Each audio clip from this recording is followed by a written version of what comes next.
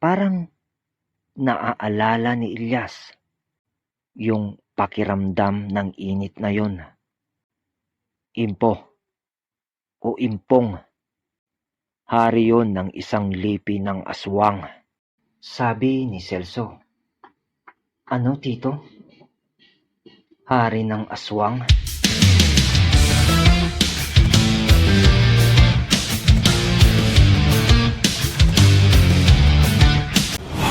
Alright, magandang buhay po sa inyo mga kabagis ko. Ayun, announcement lang. Opisyal na ang magiging tawagan natin ngayon dito sa channel at sa page natin ay kabagis. Meaning, kapatid o karugtong ng bituka. Or bagis na lang siguro for short. Lumalaki na kasi ang community natin. Kabagis na lang para isang pamilya, di ba? Okay ba yun sa inyo? Mag-subscribe at mag-like po kayo sa channel natin. Mag-follow at mag-like din po kayo sa page natin. Higit sa lahat, mahalin natin ang ating mga sarili. At dahil dyan mga kabagis ko, umpisahan na ang kwento. Mabilis na humuhugot si Celso sa bulsa niya nang masabi niya yon kay Ilyas. At habang ginagawa niya yon, nagsasalita pa siya ng, "San na yon? Ano ba?" Na parang nag-aapura. At nang mahugot niya to, nakita ni Ilyas yung hawak ng tito niya na galing nga sa bulsa niya. Isa yung maliit na botelya. Parang singlaki lang yon ng botelya ng Yakult. At may tapon o takip ito na kahoy na may maliit din lang na sanga sa loob nito. At ang laman ay purong lana. Agad ay binuksan ni Celso iyon at nagpatak ito ng konting lana sa lupa. Para saan yan, tito? Tanong ni Ilyas. Pantabo ito ng aswang. Tiyak na maaamon niya to. Pantaboy? Ani Ilyas, na parang nagtataka sa mga reaksyon ng tito niya. Sa pagkakaramdam nga nila ng puwersa o presensya nung aswang na yon, na ayon kay Celso ay malapit lang. Nagtataka lang si Ilyas kasi kilala nyo naman ang tito Celso niya. Laging palaban yun pag may aswang na kalaban. Yung Sigbin nga at si Aling Lusing. Nagalit pa siya nung tumakbo si Ilyas. Kasi nga, kayang-kaya naman daw nila yon. Pero bakit ngayong impo o impong ng aswang ang pinag-uusapan? Bakit pantaboy lang yung naisip niyang solusyon? Yun yung nasa isip ni Ilyas sa mga oras na yon. Nagsalita si Celso ng, "Tara pamangkin, medyo malayo na yon. Dalian na nating umuwi." Yun yung sabi ni Celso kay Ilyas. Hindi noon umiimik si Ilyas at sumunod na lang siya sa tito Celso niya.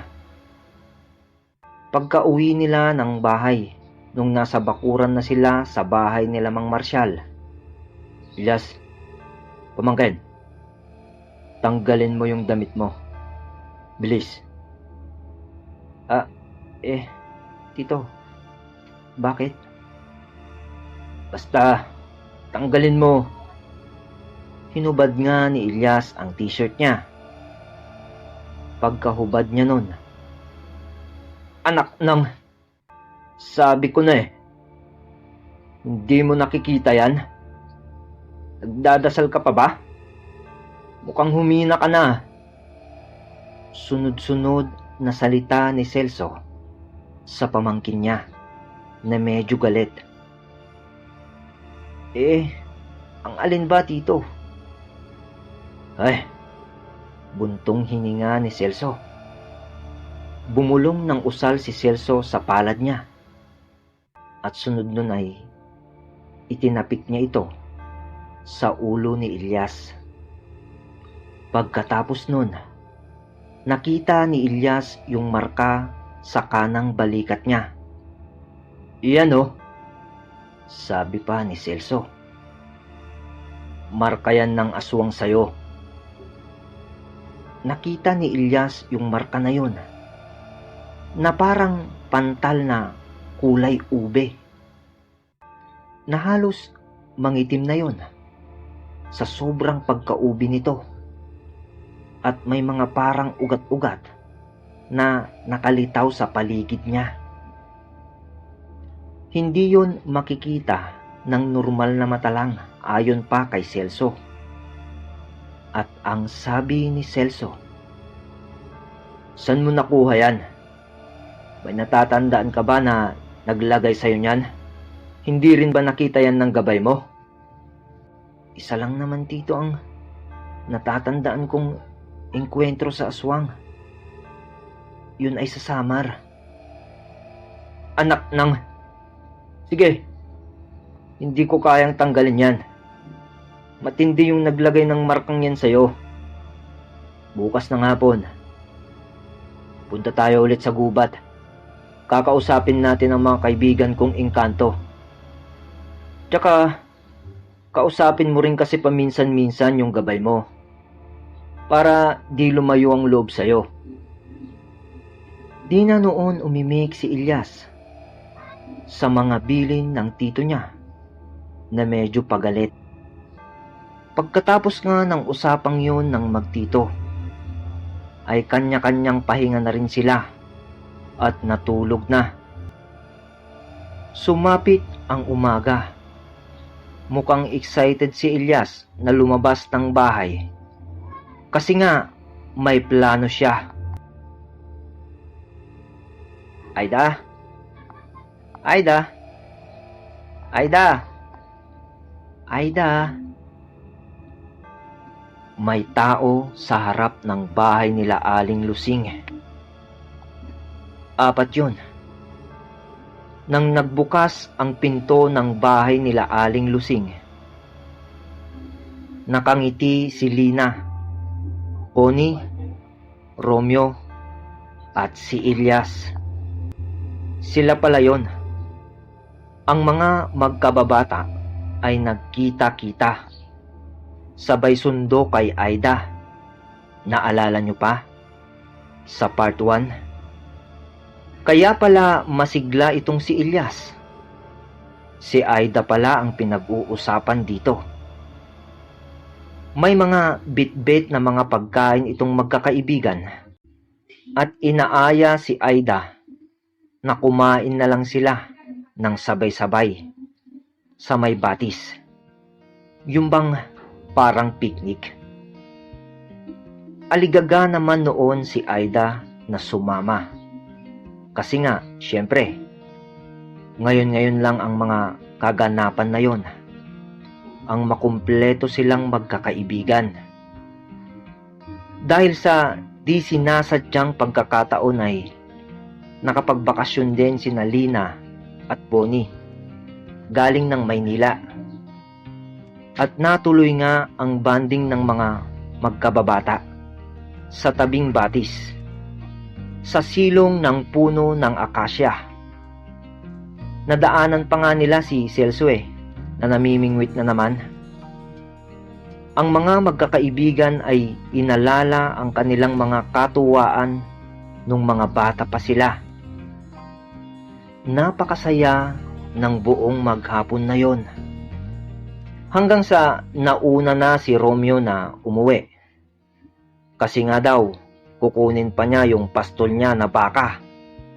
Nang hindi nagtagal ay nagpaalam na rin si Lina at Bonnie na umuwi. May pamilya na rin kasi itong si Bonnie. At si Lina naman ay parang nakaramdam na lang ng hiya kay Ilyas at Aida na para bang hindi makapag-usap ng maayos yung dalawa dahil andun pa siya. Kaya nga nagdesisyon naman si Lina noon na umuwi na para makapag-usap siguro ng maayos si Ilyas at si Aida.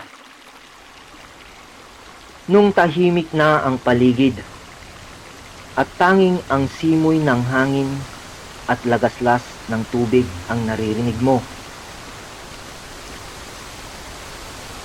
nagsalita si Ilyas ng, "Aida, wala ka pa bang nobyo? Paano naman ako magkakanobyo? Wala naman nandiligaw." Sabi ni Aida. "Posible naman yun. Sa ganda mong yan." Sabi naman ni Ilyas na mamula-mula pa yung pisngi niya. Di ata sanay na manligaw. "May hinihintay kasi ako." Sabi ulit ni Aida. Taga saan ba yung hinihintay mo?" Sabi naman ni Ilyas. Tumugon naman si Aida ng, "Taga dito lang siya. Kaso, masyado lang siyang abala sa tungkulin niya sa bayan." Sabi ni Aida. Hindi na umimik si Ilyas noon sa sinabing yon ni Aida. At yung kamay ni Ilyas ay siya nang nagsalita. Ika nga nila action speak louder than words, di ba? Kasi nga, unti-unti ay hinawakan niya ang kamay ni Aida. Pagkatapos noon ay hindi rin umiimik si Aida. Bagkus ay sinubalitan ni Aida ng paghawak ng mahigpit sa mga palad ni Ilyas. Sunod nun ay inilapit ni Aida ang ulo niya sa mga bisig ni Ilyas at idinikit ito at sumandal ng tuluyan kay Ilyas. At nung pagbaling ng mga mata nila ng sabay sa isa't isa, wala nang sali-salita pa, ay unti-unting naglapat ang kanilang mga labi. Sa wakas, ito na kaya ang pagkakataon na sinasabi ni Mang Marcial, ang magkanobya si Ilyas at magkaroon ng apo. Yun bang hiniheli sa bahay nila habang wala si Ilyas? Ayon yun kay Mang Marcial.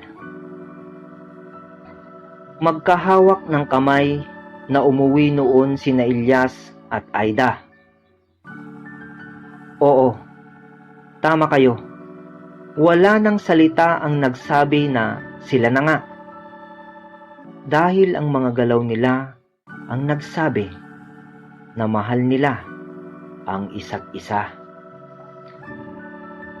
Nang nadaanan pa nila ulit si Celso sa pamimingwit. "Oh, Tito, andito ka pa? Hapon na." Sabi ni Ilyas na may halong taka. Kasi, di ba nga, hindi naman nagpapaabot yon ng hapon pag namimingwit. Bago man ang halian, umuuwi na yon. At ang sagot lang ng Tito Celso niya, "May lakad tayo, di ba? Nakalimutan mo na?" Sabi ni Celso. "Ihatid mo na si Aida. Antayin na kita dito, pamangkin." Sabi ulit ni Celso kay Ilyas na parang hindi man lang pinansin yung dalagang si Aida. Pero kita ni Ilyas na parang malabnaw yung mga mata ni Celso habang nakatingin ito sa magkahawak nilang kamay ni Aida. Yun bang parang walang gana na medyo may konting inis. Ganon. To, pwede po bang bukas na lang? Baka matagalan po ako sa paghatid kay Aida eh. Sabi naman ni Ilyas. Pumayag naman si Celso sa kagustuhan ni Ilyas. Kasi sa isip ni Celso, sino ba nga naman siya para tutulan ang mga kagustuhan ni Ilyas? Isa lamang siyang kapatid ng ama ni Ilyas. At dun nga ay hinatid ni Ilyas si Aida sa bahay nila. Pagkarating nila doon, nasa bungad na ng pintuan ng bahay si Aling Lusing noon na naghihintay sa anak niya. At pagkalapit nila Ilyas, Aida, hinihintay ka na ng lolo mo. San ka ba nagsusuot? Unang sambit ni Aling Lusing. Bigla na lang bumitaw si Aida sa pagkakahawak nila ng kamay ni Ilyas. At nagpaalam na agad ito kay Ilyas. Si Ilyas naman ay hindi na lang umimik. Naiintindihan ni Ilyas kung bakit ganon ang bigkas at galawan ni Aling Lusing. Kasi alam ni Ilyas na ang nanay ng iniibig niya ay aswang.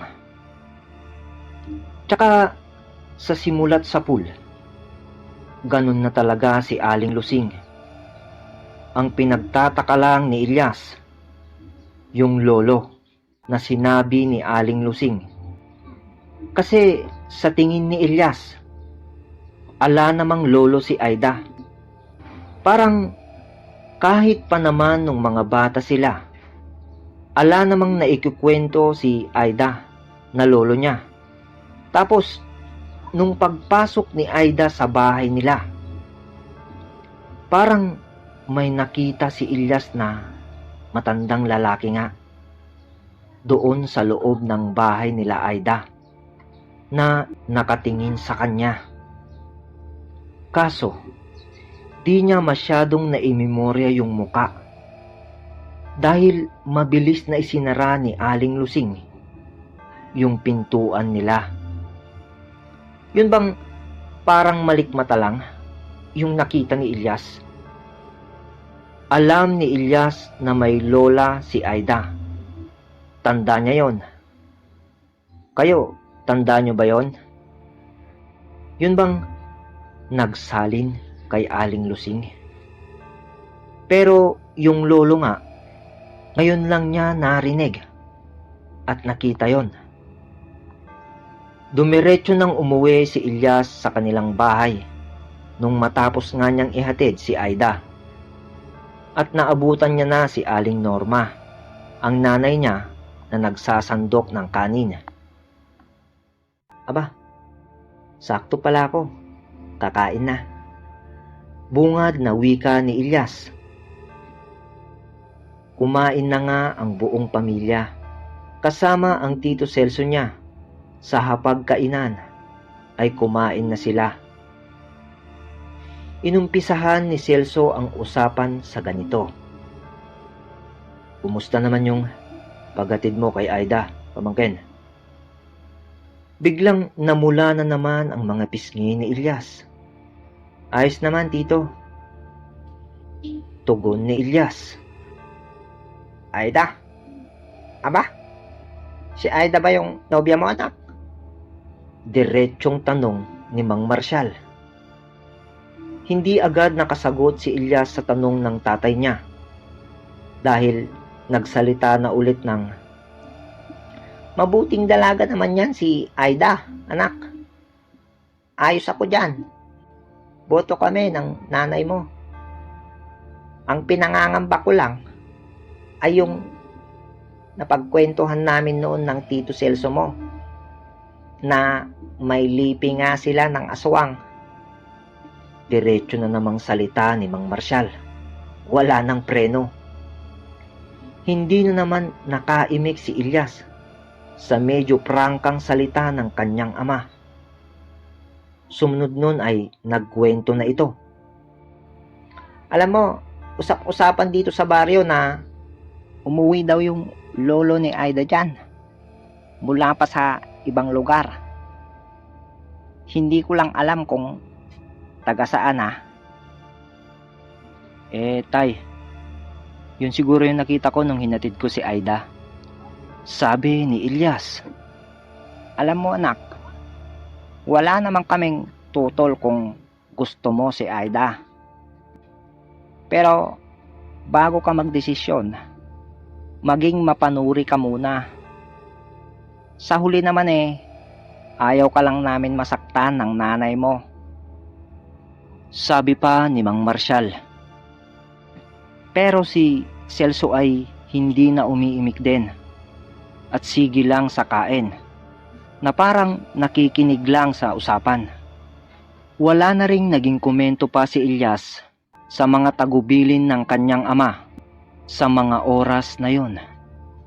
Pagkatapos nilang kumain, gabi na nun, nang matutulog na sana si Ilyas papunta sa kanyang silid, ay nakita niya ang kanyang Tito Celso na nakadungaw na naman sa bintana nila. Gaya ng dati. Yun bang parang nag-iisip na naman? Kinibo siya ni Ilyas na, "Tito, di ka pa ba matutulog?" "Hindi pa, Balong," sabi ni Celso. Parang nalambingan yung puso ni Ilyas sa huling salita na binigkas ni Celso sa kanya. Yung Balong, na ang meaning sa Tagalog parang anak. Ngayon lang siya tinawag ng ganon ng Tito Celso niya. "Balong, kung mahal mo si Aida, ipaglaban mo," sabi ni Celso. Bigla na lang napunta yung usapan kay Aida. Sa pagtataka ni Ilyas sa sinabing yon ng tito niya. "May problema ba, Tito?"